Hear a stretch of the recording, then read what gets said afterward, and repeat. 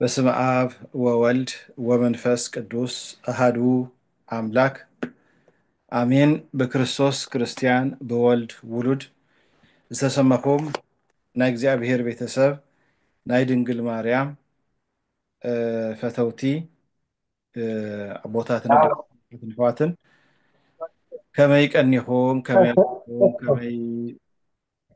ፀኒሕኩም አምላኽና እግዚአብሔር ንኩልና እዛ ሰዓት እዚኣ ባሪኹ ቀዲሱ ስለ ዝሃበና ክብርን ምስጋናን ውዳሴን አምልኮን ንአምላኽና ንእግዚአብሔር ይኹን።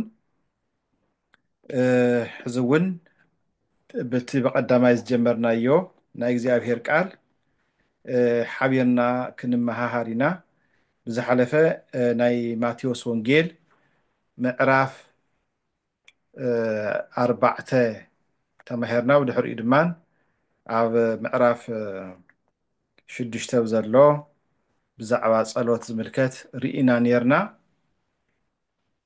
ካብ ምዕራፍ 5 ጀሚሩ ዘሎ አንቀጸ ብፁዓን ተባሂሉ ይጽዋዕ ወይ ድማን ይፍለጥ። ጎይታና አምላኽና መድሓኒና ኢየሱስ ክርስቶስ አፍቲ ልዕል ዝበለ ቦታ ኮይኑ ነቶም ደቀ መዛሙርቱ ብፁዓን እንዳበለ ዘምሃሮም ትምህርቲ ኢና ንርኢ ሎም መዓንቲ ማለት እዩ። ስለዚ እቲ ምዕራፍ ንሱ ካብ ምዕራፍ 5 ጀሚሩ ክሳብ ምዕራፍ 7 ዘሎ አንቀጸ ብፁዓን ተባሂሉ ተሰሚየሎ ማለት እዩ። ምክንያቱም ጎይታና አምላኽና መድሓኒና ኢየሱስ ክርስቶስ ብፁዓን እዮም እዚ ዝገበሩ ብፁዓን እዮም እንዳበለ ብዛዕባ ብፅዕና ዝምልከት ብሰፊሑ ዘምሃረሉ ክፋል ስለ ዝኾነ መጽሓፍ ቅዱስ አውፅኡ እሞ ኣብ ማቴዎስ ወንጌል ምዕራፍ 5 ካብ ዘሎ ክንጅምር ኢና። ከምዚ ኢልዎም ይብል ጎይታ ኢየሱስ ክርስቶስ ብዛዕባ ብፅዕና ከም ዘምሃረ ይብለና። ብዙሕ ህዝቢ ምስ ረአየ ኢሉ እዩ ዝጅምር። ብዙሕ ህዝቢ ምስ ረአየ ናብ እምባ ደይቡ ተቐመጠ ይብለና። መን? አምላኽና ጎይታና መድሓኒና ኢየሱስ ክርስቶስ። እምባ ማለት ልዕል ዝበለ ወይ ድማን ደብሪ ልዕል ዝበለ ስፍራ ተባሂሉ ይፍለጥ ማለት እዩ። ሕጊ ኦሪት ብሙሴ ኣቢሉ ክትሓላለፍ እንተሎ ክወሃቦም እንተሎ ኣብ ሲና ተራራ ወይ ድማ ኣብ እምባ ሲና ሂብዎም ነይሩ። ስለዚ ኣብ ልዕል ዝበለ ቦታ እቲ ሕጊ እዚ ዝሃቦም አምላኽና መድሓኒና ኢየሱስ ክርስቶስ ኣምፃኢ ዓለማት ፈጣሪ ዓለማት ስለ ዝኾነ ካብ ልዑል ስፍራ ዝመፅእ አምላኽ ስለ ዝኾነ ስለዚ እምባ ክበሃል ተሎ ደብሪ ክበሃል ተሎ ልዕል ዝበለ ስፍራ ማለት እዩ። ከምኡ እውን እቲ ልዑል ዝኾነ ሕጊ ዝሃብክዎም እየ ክብል ኣብ ልዕል ዝበለ ቦታ ወይ ድማን ኣብ እምባ ኮይኑ ኣምሂርዎም እታ ዝሃቦም ሕጊ እውን ሉዓላዊት እያ ክብል እዩ ማለት እዩ። ስለዚ ብዙሕ ህዝቢ ምስ ረአየ ማቴዎስ ወንጌል ምዕራፍ 5 ኢና ዘለና። ብዙሕ ህዝቢ ምስ ረአየ ናብ እምባ ደይቡ ተቐመጠ። ደቀ መዛሙርቱ ድማ ናብኡ ቀረቡ። ናብ መን? ናብ ጎይታና ናብ መድሓኒና ናብ ኢየሱስ ክርስቶስ። ከምዚ እናበለ ድማ ከምህሮም ጀመረ ይብል። ስለዚ እዚ ምዕራፍ እዚ አንቀጸ ብፁዓን ተባሂሉ ይፍለጥ ማለት እዩ።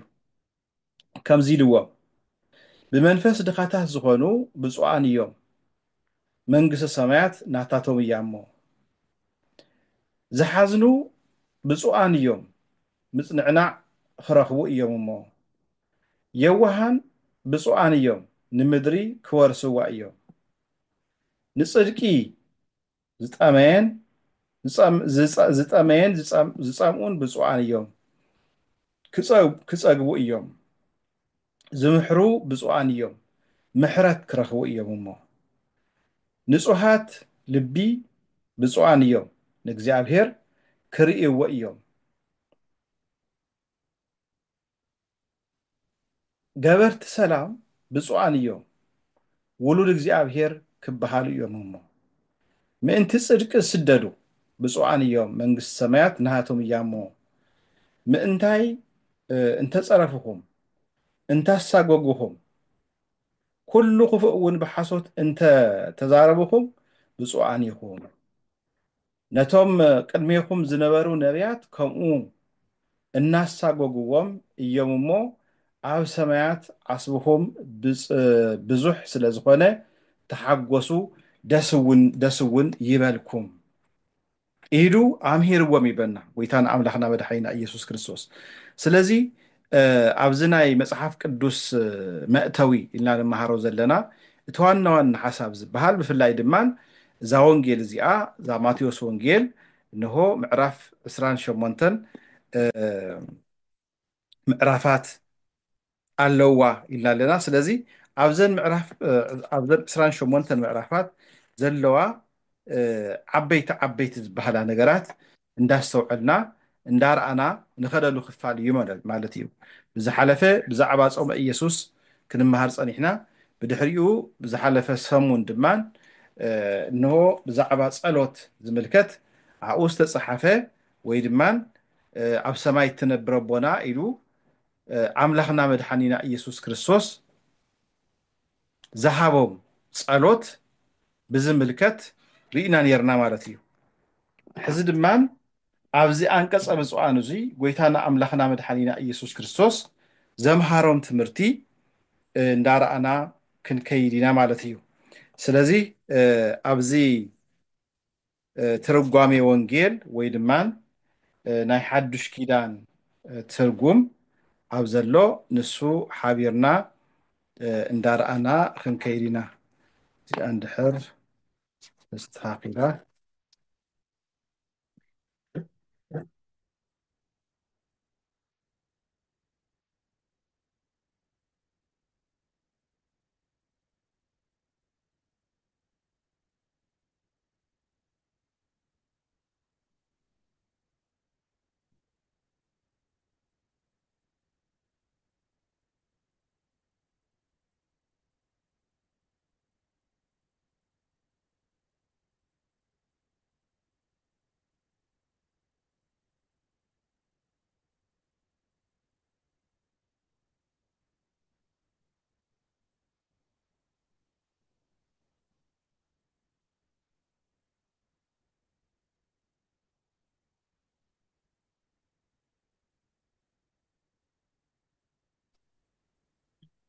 ኦኬ እዛ ትርጓሜ ወንጌል እንዳረኣና ክንንብብ ክንመሃር እየ ሓሲበ ነይረ እስኪ በካሜራ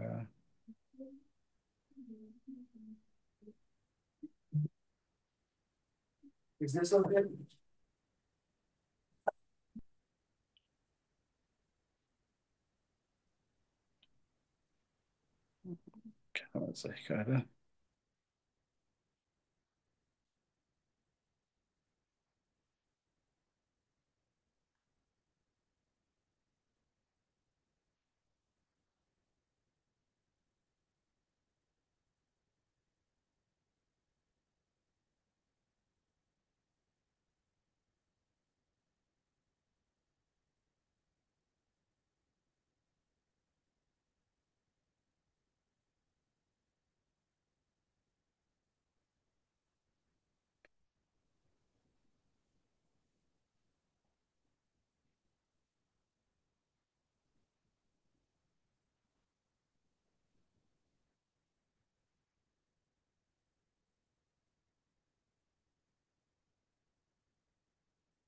ቴክኖሎጂ ኩሉ ግዜ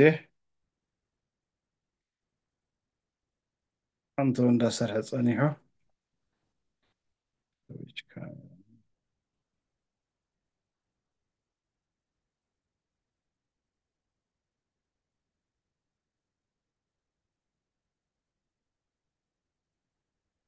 ኦኬ ደሓን ኣብዚ እንዳረኣኹም እየ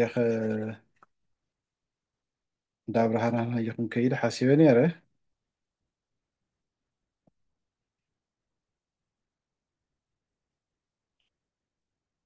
ካሜራ ክትሓበር ይከኣለ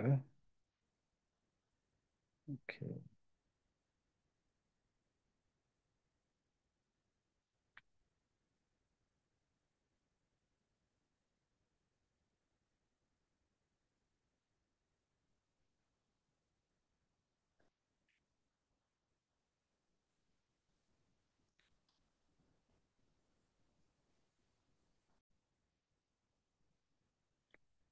اوكي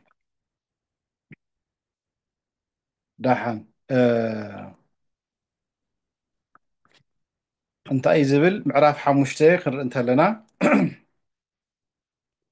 ورؤيو بزوهان احزاب ارجى واستدبر ونبره انه بزح حزب مسرعيه نمنتا اي احزاب يلوم እንዳበል እዩ ዝገልጽ ንምንታይ እዩ ኣህዛብ ኢልዎም ክብል ተሎ ናይ ብዙሓት ህዝብ ኣህዛብ ስለ ዝበሃል ብኣህዛብ ፀዊዕዎም ይብል እሞ ወቃርቡ ሃቢሁ ኣርዳኢሁ ደቀ መዛሙርቱ ናብኡ ቀሪቦም ድማን እንሆ እቲ ዝረሓቐ ኣቕሪቡ ዝቐረበ ድማን ኣርቂቑ ዘምህር ጎይታ ስለ ዝኾነ ከምህሮም ቅርብ በለ ይብለና ወከሰተ ኣፉውን ከፊቱ ከምሁሮም ጀመረ ስለዚ ብዛዕባ አንቀጸ ብፁዓን ክብል እንተሎ ብፁዓን እንዳበለ ዘምሃሮም ትምህርቲ ወይ ድማን ዝነገሮም ቃል ስለ ዘሎ እዩ ስለዚ ኢልዎም ይብል እነሆ ብፁዓን ነዳያን በመንፈስ እነሆ ብፁዓን እለ ይነድዩ ርእሶም ዓርሶም ትሕት ዘበሉ ዓርሶም ኣትሒቶም ዝነብሩ እዚ ድማ ንመን ይኽብል ተለና ንቅዱሳን ማለት እዩ ቅዱሳን ዓርሶም ኣትሒቶም ስለ ዝነብሩ ብትሕትና ስለ ዝነብሩ ንዓቶም ይዝገልጽ ዘሎ ስለዚ ኢሉ ፈሊጦም ሃፋትም እንዳሃለው ብሃፍቲ እንዳነበሩ እንዳሃለው ዓርሶም ትሕት ዘብሉ ስለዚ እቲ ሃፍቲ ዝበሃል ብእግዚአብሔር ዝርከብ እግዚአብሔር ንደቂ ሰባት ዝዕድሎ ሃፍቲ ኣሎ ስለዚ እቲ ሃፍቲ ንሱ እዩ ሃፋትም እንዳሃለው ፍልጠት እንዳሃለው ንብረት እንዳሃለው ነገር ግን ንሳቶም ንሕና ምንም ኣይኮንናን ንሕና ምንም ማለት ኣይኮንናን እንዳበሉ ዓርሶም ነዳያን ገይሮም ዝነብሩ ማለት እዩ ስለዚ ትብዕል ዝበሃል ወይ ድማ ጸጋ ዝበሃል ናይ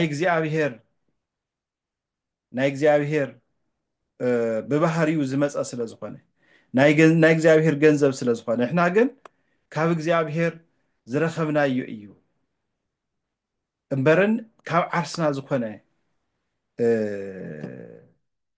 ሃፍቲ ፍልጠት ቅድስና የብልናን እንዳበሉ እዚኦም ቅዱሳን ኩሉ ግዜ ዓርሶም ብትሕትና ይነብሩ ማለት እዩ ዓርሶም ትሕት ኣቢሎም ይነብሩ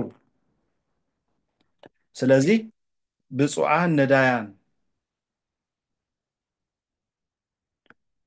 ነዳያን እንዳበለ ቅዱሳን ኩሉ ነገር እንዳሃለዎ ቅዱሳን ንበዓል አቡነ አረጋዊ ወለዶም በሃፍቲ ዝነበሩ እዮም ብስጋዊ ነገር ዝጎደሎም ነገር የለን ነገር ግን ዓርሶም ትሕት ኣቢሎም ኩሉ ነገር ኒዕቆም ከይዶም ማለት እዩ ስለዚ አውቀው ከብዕል ነዳያን ነን የሚሉ ንዑዳን ክቡራን ናቸው ብዕል እንጂ የእግዚአብሔር የባህሪ ገንዘቡ ነው ልጆች እኛስ ባህሪ የሚስማማው ችግር ነው ብለው ብዕሉም እንደ ኢዮብ እንደ አብርሃም እንደ አንድም ከጥበብ ነዳያንን የሚሉ ንዑዳን ክቡራን ናቸው ምክንያቱም እቲ ጸጋ ሁሉ ጥበብ ሁሉ ካብ እግዚአብሔር ስለ ዝኾነ ንሕና ካብ ባዕልና የብልናን ኢሎም ስለ ዝሓስቡ ንሳቶም ብፁዓን እዮም ዓርሶም ኣትሒቶም ዝነብሩ እዮም እንዳበለ ብዛዕባ ብፅዕና ይዛረብ ማለት እዩ ተኻልኣይ ድማ እንታይ እዩ ዝብል ብፁዓን እለይላህዊ እዚ እንሆ ሎሚ ዝሓዝኑ ንጹሃን ክቡራን እዮም ሓዘኖም ናይ እንታይ ሓዘን እዩ ክንብል ተለና ናይ መንፈስ ሓዘን ማለት እዩ ናይ መንፈስ ሓዘን እዚ ዝግባእ ሓዘን ኣሎ ዘይግባእ ሓዘን ኣሎ ኣብዚ እቲ ዝግባእ ሓዘን ኢሉ ዘቕምጦ ዝግባእ ሓዘንን ዘይግባእ ሓዘንን ዘይግባእ ሓዘን ኢሉ ዘቕምጦ እንታይ እዩ ኣቦይ ወይ ድማ እናይ ሞይታትኒ ሓወይ ሞይትኒ ገንዘበይ ጠፊኡ እንዳበልካ ምሕዛን እዙይ ኣይግባእን ዘይግባእ ነገር እዩ ምክንያቱም ምንም እኳ ወለድና ካባና እንተተፈለዩ ከም ወለድና ዝኾኑ ስላሴ ኣለዉ ከም እንና ትኸውን ቅድስት ድንግል ማርያም ኣላ ከም እንና ትኸውን ቅድስት ቤተ ክርስቲያን ኣላ እንዳበልና ክርስቲያናት ኩል ግዜ ሓዘኖም ብዝግባእ ክገብርዎ ይግባእ ስለዚ ኩል ግዜ እንሆ እቲ ዝግባእ ሓዘን ድማ ኣሎ ዝግባእ ሓዘን እንታይ እዩ ብዛዕባ ሓጢኣት ምሕዛን ብዛዕባ በደል ምሕዛን እዚ ግን ኣድላይ እዩ ስለዚ ኢሉ ወንድም እንደ እህት መላእክት አሉና እንደ ርስት እንደ ጉልት የማታልፍ ርስት መንግስተ ሰማያት አለችና የሚገባ ሐዘን የራሱን ኃጢአት አስቦ የባልንጀራውን ኃጢአት አይቶ ግፍአ ሰማዕታትን ሞተ ወልደ እግዚአብሔርን አስቦ ማዘን ይገባል እዚ ድማ እንታይ እዩ ትዝግባእ ሐዘን ዝብሎ ዘሎ ብዛዕባ ናህና ኃጢአት ብዛዕባ ናህና በደል ብፍላይ ድማ ኣብዚ ሕዚ ኣብዚ ወርሃ ጾም ዘለናዮ ማለት እዩ ኣብዚ ወርሃ ጾም ብዛዕባ ኃጢአትና ክንበኪ ክንሓዝን ይግባአና ብዛዕባ ናይ ወገንና መከራ ክንሓዝን ይግባአና ብዛዕባ ሞተ ወልደ እግዚአብሔር ኢየሱስ ክርስቶስ ንዓና ክብል ካብ ሰማያ ሰማያት ወሪዱ ካብ ድንግል ማርያም ተወሊዱ ሰው ኮይኑ ዝሞተ ጎይታ ንዑ እንዳሓዘብና እንዳሓሰብና ክንሓዝን ይግባአና ቅዱሳን እዙይ ነይሩ ሓዘኖም እዙይ ነይሩ ብኽያቶም እኒ ቅዱስ ዮሐንስ ክንርኢ እንተለና ኣብ ዘመኖም ኩሉ ቁፅረ ገጽ ኮይኑ ሓሊፍዎ ይብል ቅዱስ ዮሐንስ እንዳበኸየ በቃ ምክንያቱ ኣብቲ ቀራንዮ ኣደባባይ ትዚ ናይ ጎይታና ኢየሱስ ክርስቶስ ዝበፅሖ ፀዋትሁ መከራ ኣብ ህሊንኡ ስለተቀረጾ ኩሉ ግዜ ተሰቅለ ኢየሱስ ክርስቶስ እዩ ዝርኢ ነይሩ እተብ ቅድሚኡ ተሰቅለ ጎይታ እተብ ቅድሚኡ ተሰቂሉ መከራ ዘብፅሕሉ ኣይሁዳውያን እንዳተረኣዮ ኩሉ ግዜ ብብኽያት እዩ ሓሊፍዎ ሓጎስ ይነበሮን ስለዚ እዙይ እንዳሓሰብካ ምሕዛን ኣድላይ እዩ ግፍአ ሰማዕታት ድማ ምእንተ ክርስቶስ ኢሎም ዘሕለፍዎ ግፍዒ ምእንተ ክርስቶስ ኢሎም ዝረኸብዎ ሰማዕትነት እንዳሓሰብካ ምሕዛን ኣድላይ እዩ ነዚ እዩ ብፁዓን እለ ኢላህዊ እዜ እንሆ ሎሚ ዝሓዝኑ ምእንቲ ሓጢኣቶም ሎሚ ዝሓዝኑ ጎይታ ኢየሱስ ክርስቶስ ዝገበረሎም ውዕለታ እንዳሓሰቡ ዝሓዝኑ ብፁዓን እዮም እንዳበለ ይገልጾም ማለት እዩ ስለዚ ቅዱሳን ልክዕ ከም ንቅዱስ ዮሐንስ ዝመሰሉ ናይ ቅዱስ ዮሐንስ ኣሰረ ፍኖት ዝኽተሉ ዝነበሩ ሓዘኖም እዚ ነይሩ ማለት እዩ ካብኡ ቀፂሉ እንታይ እዩ ዝብል ብፁዓን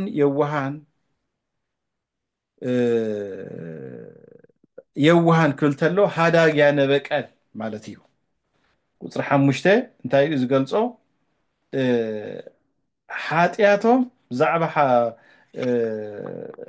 ሕድገት ዝገብሩ ሃዳግያ ነበቀል ኣብ ልቦም ምንም ዓይነት ቂም በቀል ዘይብሎም ማለት እዩ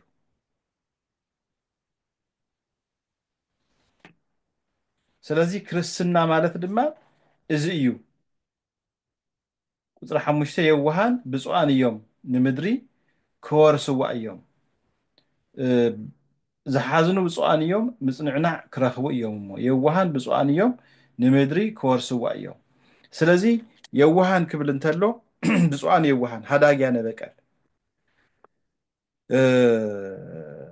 ሃዳግያ ነበቀል የሆኑ ከየዋሃት ጠባያዊ የደረሱ ንዑዳን ክቡራን ናቸው አንድም ሰውነታቸው መክረን አስተምረን ማኖር እንደምን ይቻለናል ብለው በምክረ ካህን በፈቃደ ካህን የሚኖሩ ሰዎች ንዑዳን ክቡራን ናቸው እስመ እሙንቱ የወርስዋ ለምድር ንሳቶም ድማ ምድር ተባህለት መንግስተ ሰማያት ክወርስዋ እዮም ሕይወቶም ንእግዚአብሔር ብቅንዕና ዘገልግሉ ዝነበሩ ዝህቡ ዝነበሩ እዚኣቶም ብፁዓን እዮም እንዳበለ ይፅውዖም ማለት እዩ ቁፅሪ 6 ዘሎ እንታይ እዩ ብፁዓን እለ ይርህቡ ወይ ጸምኡ በእንተ ጽድቅ ምእንተ ጽድቅ ኢሎም ዝጠምዩን ዝጸምኡን የዋ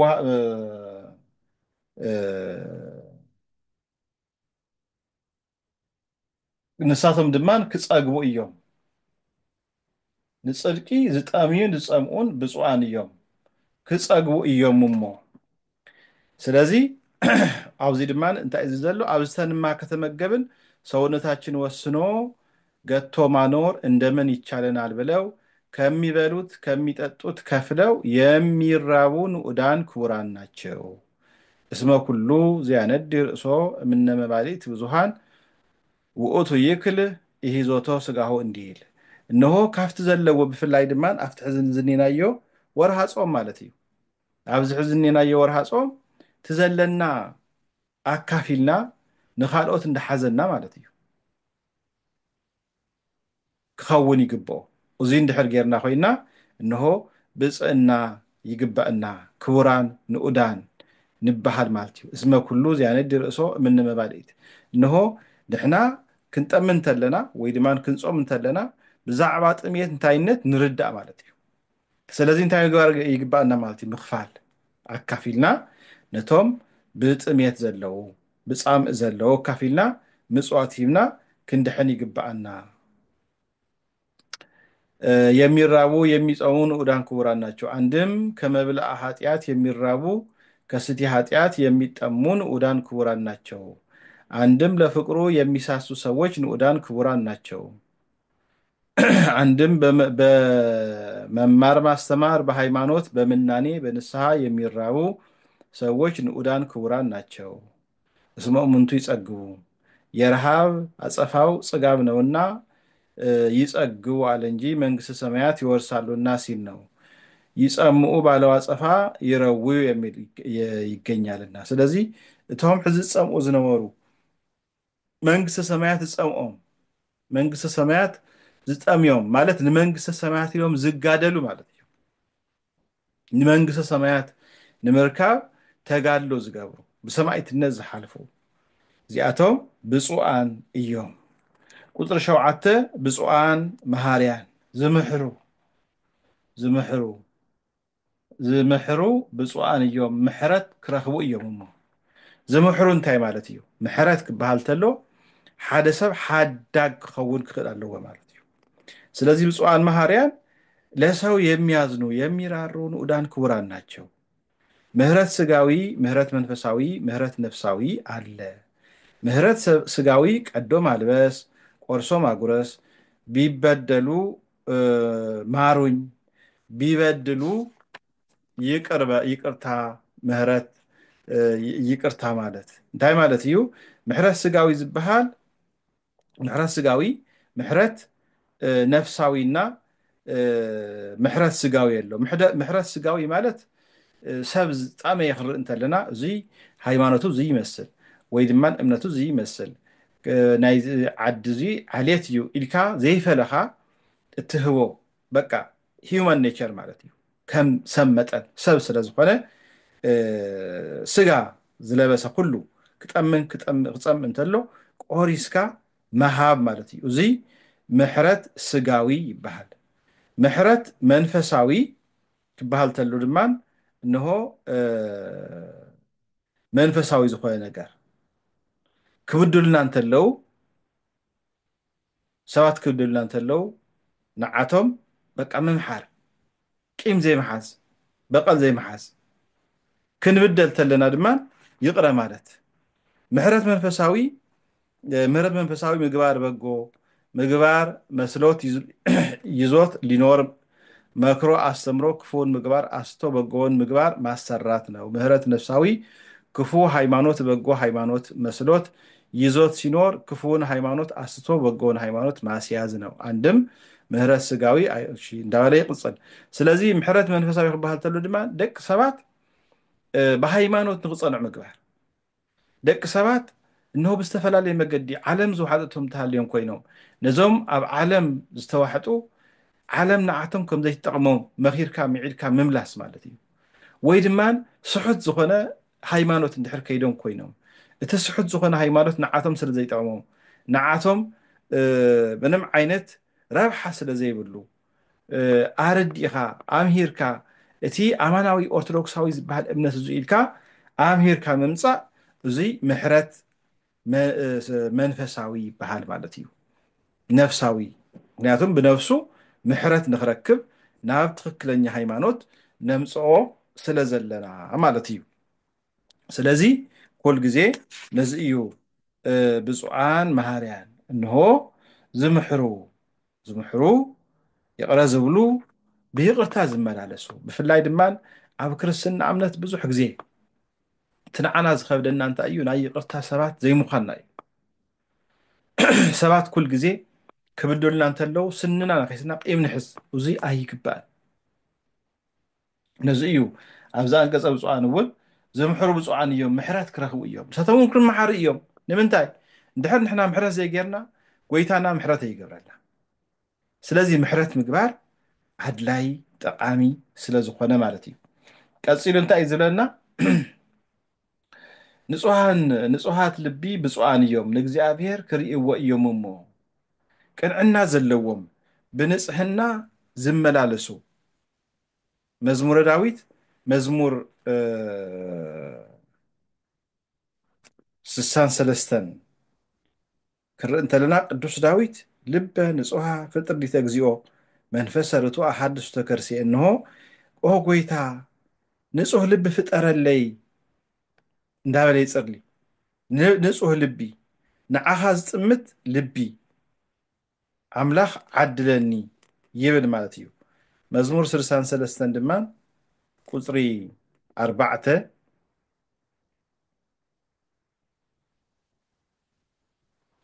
ብህይወተይ ክሳዕ ዘለኹ ክባርኸካ ብስምካ ንእዳወይ ከልዕለን እየ ይብል መዝሙር ምዕራፍ 63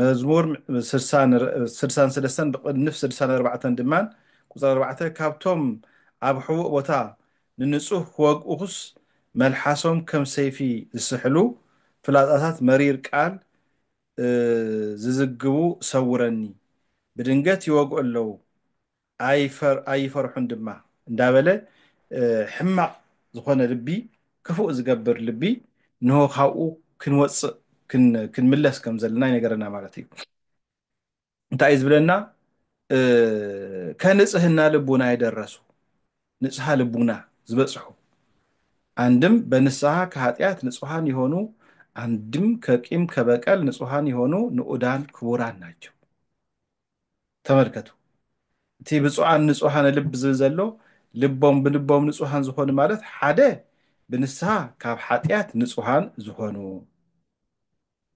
ካብ ቂም ካብ በቀል ንጹሃን ዝኾኑ ንዑዳን ክቡራን እዮም እንዳበለ ብዛዕባ ናይ ልቢ ንጽህና ይዛረብ ኣምላኽና መድኃኒና ኢየሱስ ክርስቶስ ማለት እዩ ስለዚ እስመ ዘያነብር ቂመ ውስተ ልቡ ይውክፍቲ ጸሎቱ ቅድመ እግዚአብሔር እንሆ ኣብ ልቡ ቂም ዝሕዝ ኣብ ቅድመ እግዚአብሔር እቲ ጸሎቱ ውኩፍ ኣይኮነን ቅቡል ኣይኮነን ስለዚ ከንቱ ከይኮነና ንሕና ንጽልዮ ጸሎት ንሕና ንገብሮ መንፈሳዊ ኣገልግሎት ኣብ ቅድሚ እግዚአብሔር ቅቡል ንክኸውን ኩሉ ግዜ ብንጽህና ክንቀርብ ይግባአና ካብ ቂም ካብ በቀል ክንርሕቕ ይግባአና ለመሰቀይምት ከመዘር ዘወድቀ ማእከለ ኣስዋክ እንዲል እንሆ ናይ ቂመኛ ሰብ ጸሎት ድማ ልክ ሓንቲ ዘርኢ ኣብ ዕሾኽ ማእከል እንድሕር ወቂላ ኮይና ውፅእ መሰረታይ ትግበር ማለት ትሕነቕ ማለት እዩ ከብኣ ማለት እዩ እንድሕር ቂም በቀል ኣብ ውሽጥና ሃልዩ ኮይኑ ማለት እዩ ስለዚ ኢሉ እስመ እሙንቱ ይረእይዎ ለእግዚአብሔር ንሳቶም እንሆ እቶም ብልቦም ንጹሃን ዝኾኑ ንእግዚአብሔር ይርእይዎ ንእግዚአብሔር ይረኽብዎ ስለዚ እዩ እቲ ብጽዕና ዝብለና ዘሎ መድኃኒና ኢየሱስ ክርስቶስ ሰውነታቸው ንጹህ ሆኖላቸው እግዚአብሔር ያዩታልና እስመ በአንጽሖ መንፈስ ርእይዎ ነቢያት ለእግዚአብሔር ወተናገሩ ገጸ በገጽ እቶም ቅዱሳን ዝበሃሉ ነቢያት እኳ ንእግዚአብሔር እንሆ ንጹሃን ልቢ ስለ ዝኾኑ ንእግዚአብሔር ገጽ ንገጽ ሪኦሞ ኣዘራሪቦሞ ይብለና ማለት እዩ ስለዚ እዚ ናይ አንቀጸ ብፁዓን ብጣዕሚ ጥልቅ ዝኾነ ምጡቕ ዝኾነ መምርሕን ሕግን ወይ ድማ ኣብ ክርስትና ገብሮ ዝግባአና ነገር ዝሓዘ እዩ ማለት እዩ ቁፅሪ 9 እንታይ ዝብለና ገበርቲ ሰላም ብፁዓን እዮም ውሉድ እግዚአብሔር ክበሃሉ እዮም ተመልከቱ ብፁዓን ገባርያነ ሰላም ዝገብሩ ሰላም ዝገብሩ ኣብ መንጎ ደቂ ሰብ ምጉንፋጥ እንድሕር ሃልዩ ኮይኑ ዘይምስምዕማዕ እንድሕር ሃልዩ ኮይኑ ኣብ መንጎ ኣሕዋት ዕርቂ ዝገብሩ እንተሃልዮም ኮይኖም እዚኣቶም ብፁዓን እዮም። ሓንሳብ ሓንሳብ ድማ ኣብ መንጎ ኣሕዋት ኣቲና ድማ ንፈላለ ኣለና። እዙይ ድማ ብጣዕሚ ዓብይ በደል እዩ። ስለዚ እንተኽኢልና ሰባት ክንዓርቕ፣ ሰባት ናብ ሓደ ክነምፅእ፣ ሰባት ብኣገልግሎት ንክሰምሩ ምግባር ኣድላይ እዩ።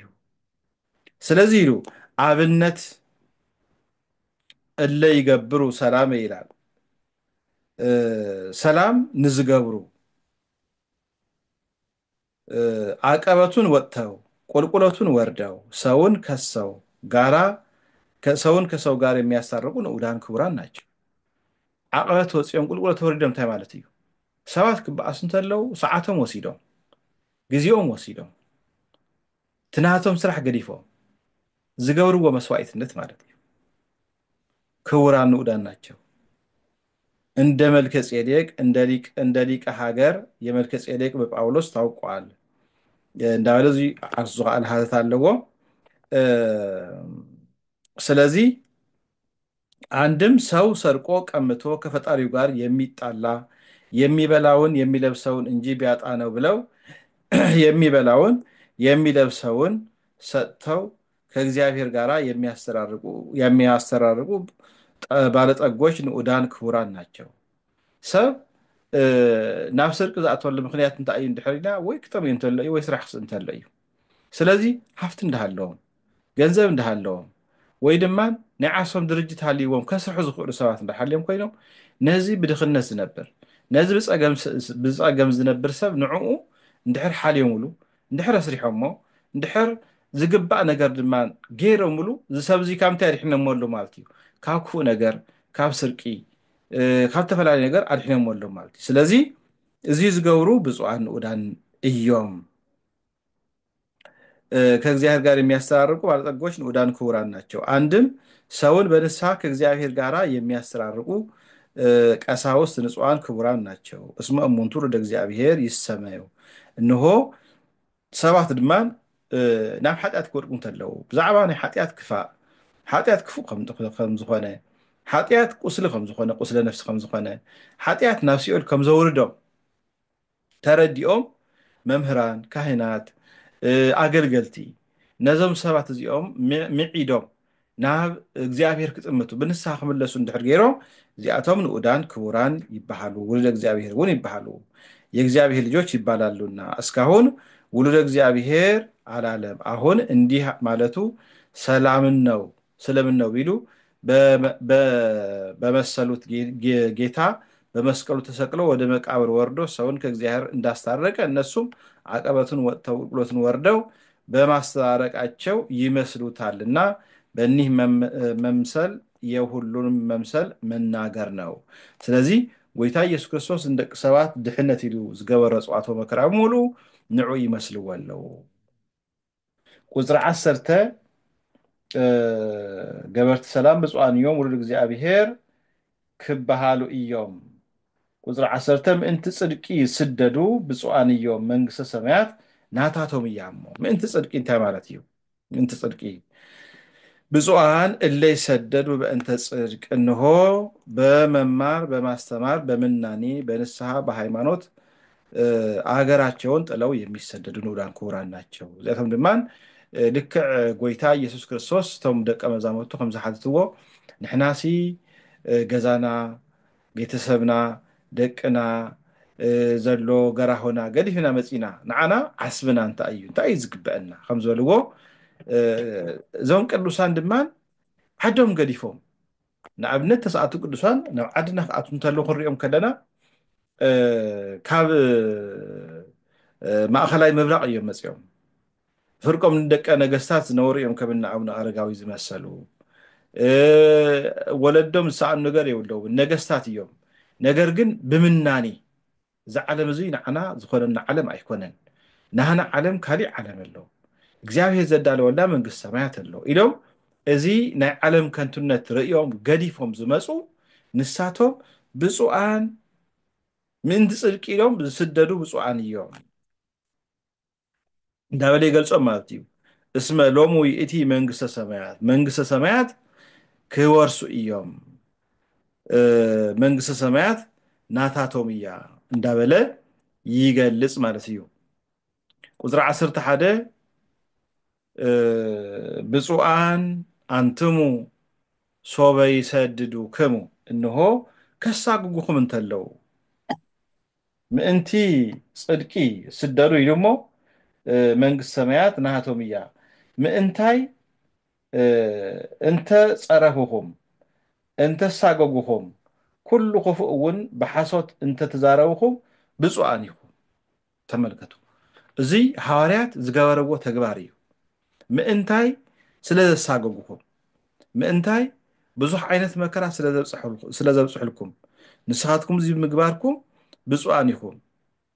ከሃገራቸው አስወጥተው ቢሰዷቸው ንዑዳን ክቡራን ናቸው።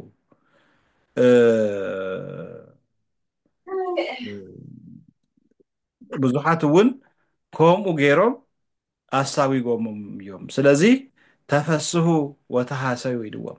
እዙይ ብምግባርኩም ስለ ዘሳደድኩም ስለ ዘሳገጉኩም ንስኻትኩም ብፁዓን ክቡራን ኢኹም። ስለዚ ኢልዎም ደስ ይበልኩም፣ ፈጽሞ ደስ ይበላችሁ፣ ደስ ይበልኩም። እስመ ብዙ እሴትክሙ በሰማያት ንስኻትኩም ኣብ ሰማያት ዋጋኹም ብዙሕ እዩ። ብዙሕ ነገር ኢኹም ትኸብሩ፣ ብዙሕ ኢኹም ትረኽቡ። ስለዚ ተዋጋኹም ክበሃል ተሎ እግዚአብሔር ዝህቦም ዋጋ ኣሎ። በእኔ ዘንድ ፍጹም ነውና ከአስሩ ቃላት አነጻጽሮ አስሩን ብፁዓን ተናገረ። አስረኛው በዮሐንስ ያመጣዋል። ሙሴ 9ኙን ቃላት በኦሪት እንዳለ ሀተታ እዩ ዘምጽእ።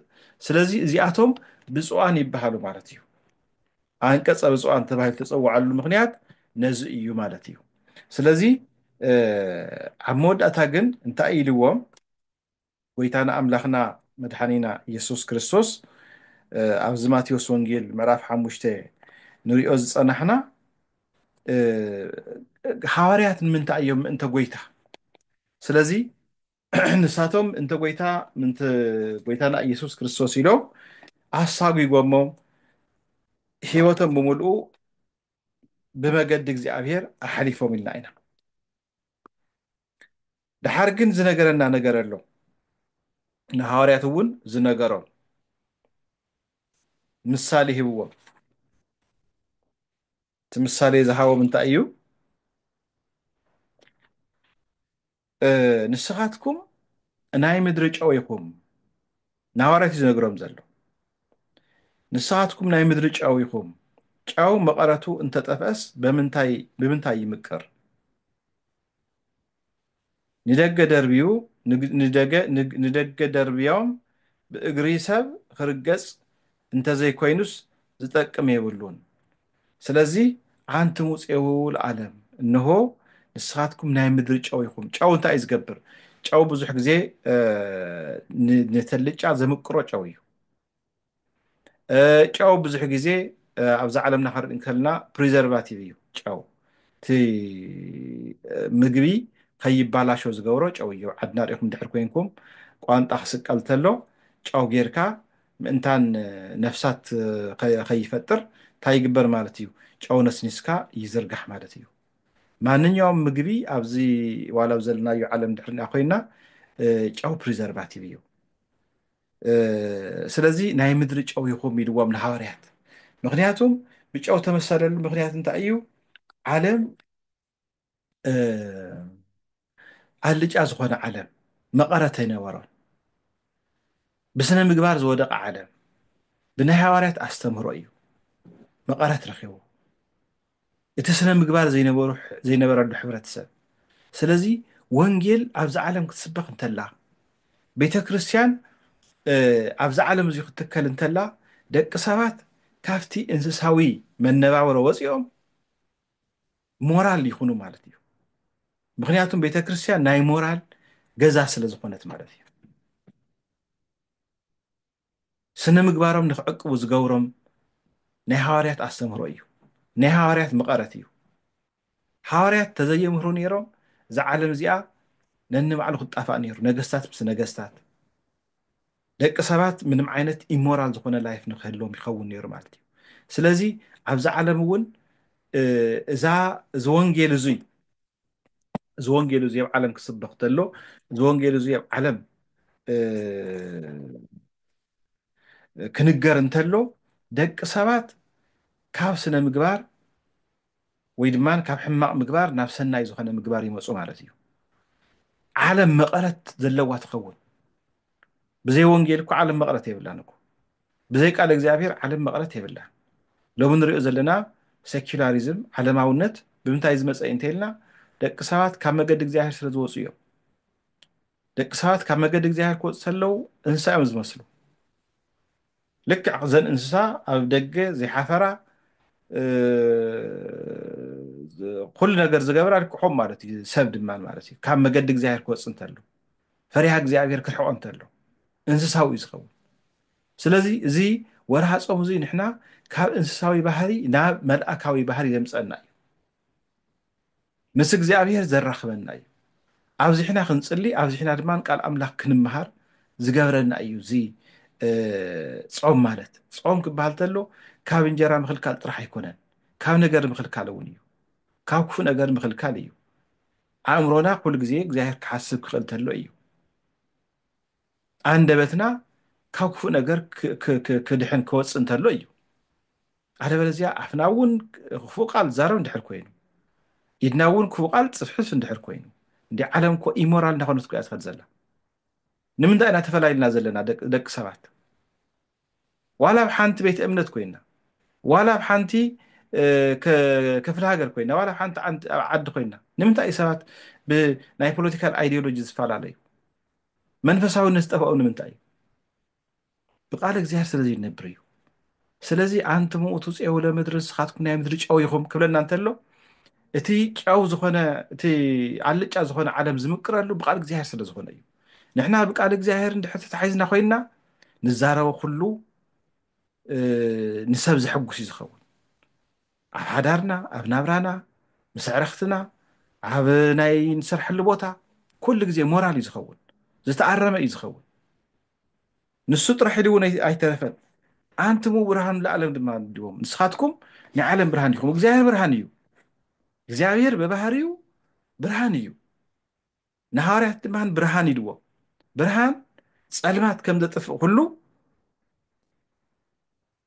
ኣብዚ ዓለም እዙይ እዚ ዓለም እዙይ ብፀልማት እዩ ዝምሰል ብፀልማት ክፉእ ነገር ስለ ዝግበር ማለት እዩ ስለዚ ንስኻትኩም ናይ ዓለም ብርሃን ኢኹም ኢልዎ ማቴዎስ ወንጌል ምዕራፍ 5 ንርኢ ዘለና ሎማ ዓንቲ ንስኻትኩም ናይ ዓለም ብርሃን ኢኹም ኣብ እምባ ዘላ ከተማ ክትስወር ኣይትኽእልን እያ መብራህቲ ኣብ ገዛ ንዘሎ ኩሉ ምእንቲ ከበርህ ኣብ በሪኽ መቐመጢኡ የንብርዎ እምበር ኣብ ትሕቲ ከፈር ኣየንብርዎን ከፈር ትፈልጥዎ ዲኹም ከፈር ማለት ዕሙቕ ዝበለ ሰፍኢ ማለት እዩ ንሱ መብራህቲ እውን ድሕሪ እትለየ ኮይና ይዕበጥ ማለት እዩ ስለዚ እንታይ ክኸውን ኣለዎ ናብ ላዕሊ ክወፅእ ኣለዎ ስለዚ መብራህቲ ኣብ ገዛ ንዘሎ ኩሉ ምእንቲ ከበርህ ኣብ በሪኽ መቐመጢኡ የብርህዎ እምበር ኣብ ትሕቲ ከፈር ኣየንብርዎን ከምኡ ከዓ ነቲ ፅቡቕ ግብርኩም ሪኦም ኣብ ሰማያት ንዘሎ ኣቦኻትኩም ምእንቲ ከመስግንዎ ብርሃንኩም ኣብ ቅድሚ ሰብ ይብራህ ይብለና ኣሎ እዚኣ ሓዝዋ እዛ ቃል እዚኣ አንብብዋ እዛ ቃል እዚኣ ኣብ ርእስኩም ሓዝዋ ኩልና ንሓዛ እንታይ ዝብል ዘሎ ከምኡ ከዓ ነቲ ፅቡቕ ግብርኩም ሪኦም ኣብ ሰማያት ንዘሎ ኣቦኻትኩም ምእንቲ ከመስግንዎ ብርሃንኩም ኣብ ቅድሚ ሰብ ይብራህ ብርሃንና ክበሃል ተሎ እንታይ ማለት እዩ ንሕና እቲ ሃይማኖትና ብግብሪ ነግህደሉ ንግለፀሉ ማለት እዩ እቲ ሰናይ ግብርና ሰናይ ግብሪ ዝገብር ሰብ ኣቦታትና ክነግሩና እንተለው ተንቀሳቐስ መፅሓፍ ቅዱስ ይብሉና ካብ መፅሓፍ ቅዱስ ሃይማኖት ንምሃር ካብ መፅሓፍ ቅዱስ ስነ ምግባር ንምሃር ካብ መፅሓፍ ቅዱስ ሰናይ ዝኾነ ነገርና ንረክብ ስለዚ ፅቡቕ ዝኾነ የዋህ ዝኾነ ይቕረ ዝብል ቂም በቐል ዝገድፍ ክርስቲያን ድማ ተንቀሳቐስ መፅሓፍ ቅዱስ እዩ ነቲ ክርስቲያን ንሱ ሪኦም ብዙሓት እንታይ ይኾኑ ንእግዚኣብሔር ይጥምቱ ናብ ቤተ እግዚኣብሔር ይመፁ ናብ ኦርቶዶክሳዊ ሃይማኖት ይፅምበሩ ንምንታይ እስኪ ሕሰብዎ ንምሳሌ ናህና ሓዳር እንድሕር መሃራይ ኮይኑ ናህና ሂወት መሃራይ እንድሕር ኮይኑ ሰባት ኣብ ስራሕና ቦታ ትናህና ሃይማኖት ትናህና ተግባር ትናህና ስራሕ ትናህና ኣዘራርባ ትናህና ኣካይዳ ከለኮ ኮይኑ ስለ ዓብይ ሰብ እኮ እዩ ካብ ኣፉ እኮ ሕማቅ ቃል ኣይወፆ ሰብ እኳ ይቕይምን ንበሃል ማለት እዩ እንታይ እዩ እቲ ናህና ሞራል ቫልዩ ደቂ ሰባት እንታይ ይገብሮም ኣሎ ናህና ሂወት ሲ የምህሮም ኣሎ ማለት እዩ አለበለዚያ ምስ ሰባት እንድሕር ንጓናፈጥ ኮይና ሂወትና ኩሉ እንድሕር ናብ ቤተ እግዚአብሔር እናተመላለስና ነገር ግን ዘይንልወጥ እንድሕር ኮይና ናብ ቤተ እግዚአብሔር እንዳመፃና ነገር ግን ሰባት ካባና ዘይመሃር እንድሕር ኮይኖም ማቴዎስ ወንጌል ምዕራፍ 5 ንርኢ ዘለና ልሙዓንቲ ምዕራፍ 5 አንቀጸ ብፁዓን ብምልኣ አንቀጸ ብፁዓን ክሳብ ምዕራፍ 7 ዘላ ስለዚ ኣብዚኣ ክንውድእና እዚኣ ክነጠቃልል እሞ ስለዚ ሰናይ ዝኾነ ግብርኹም ክበሃል ተሎ እቲ ናህና ሂወት ማለት እዩ ጠቕላላ ስለዚ ሰባት እንዴ ኣብ መጽሓፍ ቅዱስ እኮ ብዙሓት ቅዱሳን ብዙሓት ሰባት እኮ ብኣኣቶም እግዚኣብሔር ጠሚቶም እኮ እዮም እቶም ሰለስተ መናእሰይ ዝበሃሉ ኣብ ዘመነ ዳንኤል ዝነበሩ ሰለስቱ ደቂቅ ኣናንያ ኣዛርያ ወሚሳኤል ንሳቶም እኮ እቲ ሃይማኖቶም ብግብሪ እኮ እዮም ገሊፆም እቲ ሃይማኖቶም በቃ ንሕና ነምልኹ ኣምላኽ ኣለና ንሕና ዝፈጠረና ኣምላኽ ኣሎ ስለዚ ንሕና ነቲ ትብሎ ዘለኻ ጣዖት ኣይንሰግድን ኢና ኢሎም ብእምነቶም ስለ ዝፀንዑ እንዲያውም ኣዋጅ ተቐይሩ እዩ ዝብል ብምንታይ ተቐይሩ እምበኣር ካብ ሎሚ ጀሚሩ ንሱ ጣዖታት ኣምልኹ ዝብል ዝነበረ ንጉስ በዞም ሰለስቱ ደቂቅ ወይ ድማ ሰለስተ መናእሰይ እምነቱ ቀይሩ ንምንታይ ናይ ኣናንያ ኣዛርያን ሚሳኤልን ኣምላኽ ዝተባረኸ ይኹን ካብ ሎሚ ጀሚሩ ነቲ ዘምልኽዎ ዘለዉ ኣምላኽ ክተምልኹ ኣለኩም ነቲ ሰርሕዎ ዘለዉ ስራሕ ክሰርሑ ኣለኩም ኢሉ ኣዋጅ ተቐይሩ ማለት እዩ እንደ ቅዱስ እስጢፋኖስ ብህይወቶም እምነቶም ገሊፆም እዮም ሓሊፎም ኣይሁዳውያን ብእምኒ ገይሮም ክቅጥቅጥዎ እንተለዉ እንታይ እዩ ዝበለ ልክዕ ከም ጎይታ ኢየሱስ ክርስቶስ ኦ ኣባ እነሆ ኣቦይ ትዝገብርዎ ነገር ይፈልጡን ዘለው እና ይቅረበለሎም ከም ዝበለ ጎይታ ቅዱስ እስጢፋኖስን ከምኡ ኢሉ በቃ ኣብ ቅድመይ ኮይኑስ ኣብ የማና ኣብ ኮይኑ ይሪኦ ኣለኹ ጎይታ ኢየሱስ ክርስቶስ ምስ በሎም ኣበፂኦም በቃ ብደንጎላ ገይሮም በሎ ቀጥቂጦሞ ማለት እዩ ንመን ንቅዱስ እስጢፋኖስ ድሓር ግን እንታይ ኢሉ ቅዱስ እስጢፋኖስ ምእንታቶም ይጸልዩ በቃ ሂወቶም ቅዱሳን ማራ እዩ ነይሩ ንሕና እውን ኣብ ኣገልግሎትና ንሕና እውን ኣብ ናይ ክርስትና እምነትና ንሕና እውን ኣብ ጉያና ኣብ እምነትና እቲ እምነትና ብተግባር ክንገልጾ ክንክእል ኣለና ማለት እዩ እዚ እንድሕር ደኣ ጌርና ኮይና ደቂ ሰባት ንዓና ሪኦም ናብ ቤተ እግዚኣብሔር ይመፁ ንዓና ሪኦም ብሃይማኖቶም ፅኑዓን ይኮኑ ንዓና ሪኦም ናይዞም ኦርቶዶክሳውያን ጾም ከመይ ዝመሰለ እዩ ናይዞም ኦርቶዶክሳውያን ስነ ምግባር ከመይ ዝመሰለ እዩ ናይዞም ኦርቶዶክሳውያን ሃይማኖት ከመይ ደስ ይብል እንዳበሉ ብኣና ይሰሓቡ ማለት እዩ ስለዚ ነዚ እዩ ጎይታና ኣምላኽና መድሓኒና ኢየሱስ ክርስቶስ ኣንትሙ እቱ ብርሃኑ ለዓለም ዝበሎም ማለት እዩ ስለዚ ናይ ሎሚ መዓንቲ ኣብዚ ኣኽለና እዩ ኣምላኽና እግዚኣብሔር ስለ ዘምሃረና ምስጢሩ ኩሉ ስለ ዝገለፀልና ክብርን ምስጋናን ውዳሴን ኣምልኮን ንኣምላኽና ንእግዚኣብሔር ይኹን ናይ መፅሓፍ ቅዱስ መእተዊ ወይ ድማ ናይ መፅሓፍ ቅዱስ ፅኑዓት ኢና ንርኢ ዘለና ስለዚ